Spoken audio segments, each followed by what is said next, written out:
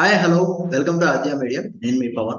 మన ముందు ఉన్నారు అమరావతి ఆ, బహుజన జేఏసీ అధ్యక్షులు వారు పోతులూరి బాలకోటయ్య గారు. నమస్కారం సార్. నమస్తే పవన్ గారు. చంద్రబాబు నాయుడు గారి పైన ఇంకా వేరే వ్యాఖ్యలు కూడా చేశారు. అంటే ఈయన జగన్మోహన్ రెడ్డి గారు చేస్తున్న మంచి పనులను చంద్రబాబు నాయుడు అంటే టీడీపీ పార్టీ వాళ్ళు జీర్ణించుకోలేకపోతున్నారని కూడా కామెంట్ చేశారు సార్ ఆయన. దీని గురించి మీరేమంటారు? ఏమిటా మంచి పనులు పవన్ గారు? సరే, జగన్మోహన్ రెడ్డి గారు వైసీపీ పార్టీ చేస్తున్న మంచి పనులు ఏంటి? ఇప్పుడు నేను చెప్పినది మంచి పనులేనా? అమరావతిని చంపటం, ప్రత్యేక హోదా ఎగ్గొట్టడం, పోలవరం పండబట్టం, ఇవి కూడా మంచి పనులేనా? దళితులు హత్య చేయటం ఏంటి మంచి పని? చెప్పండి సార్. ఆయన చెప్తుంది ఒకటే, నేను నవరత్నాల ద్వారా దాదాపు 3 కోట్ల మందికి 2,16,000 కోట్ల రూపాయలు పంపిణీ చేశా, బటన్ నొక్కా. నేను బటన్ నొక్కా అని చెప్తున్నాడు. ఓకే, బటన్ నొక్కారు. ఈ డబ్బులు ఎక్కడవి? ఈ డబ్బులు ఎక్కడి నుంచి తెచ్చి బటన్ నొక్కారు పవన్ గారు? జగన్మోహన్ రెడ్డి గారి ప్యాలెస్ లో నుంచి వచ్చినాయి. ఎక్కడి నుంచి వచ్చినాయి? జనాల డబ్బు నువ్వు ఇచ్చేదే ఉంది. పవన్ గారు నొక్కడా బటను? మీరు నొక్కలేరా పవన్ గారు? జనం డబ్బు జనంకి ఇవ్వటానికి నువ్వు ఆయన నొక్కేదే ఉందన్నా, మీరు నేను నొక్కలేమా?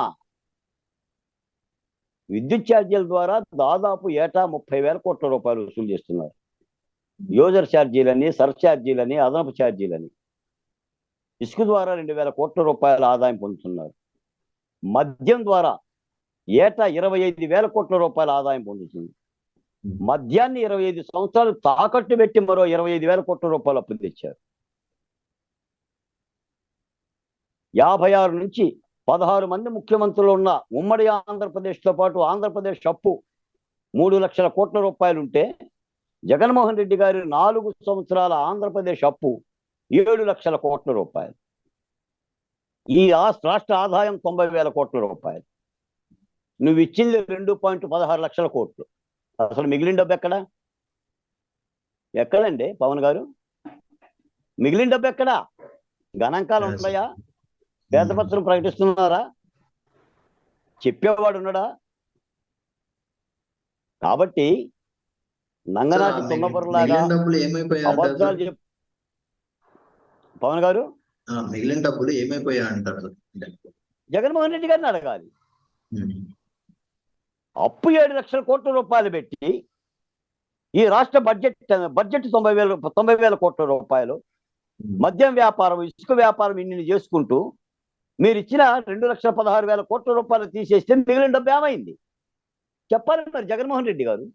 ప్రతిపక్ష పార్టీలు ఆ మాట అడుగుతున్నాయి కాబట్టి ప్రతిపక్ష పార్టీలకి నన్ను చూస్తే గుర్రు కుళ్ళు, నేనే పంచుతున్నా, వాళ్ళు దుష్ట చతుష్టయం.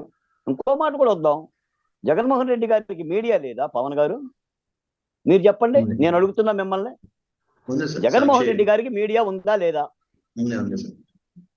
మరి మీడియా బలం లేదంటాడేంటి? అంగబలం లేదా?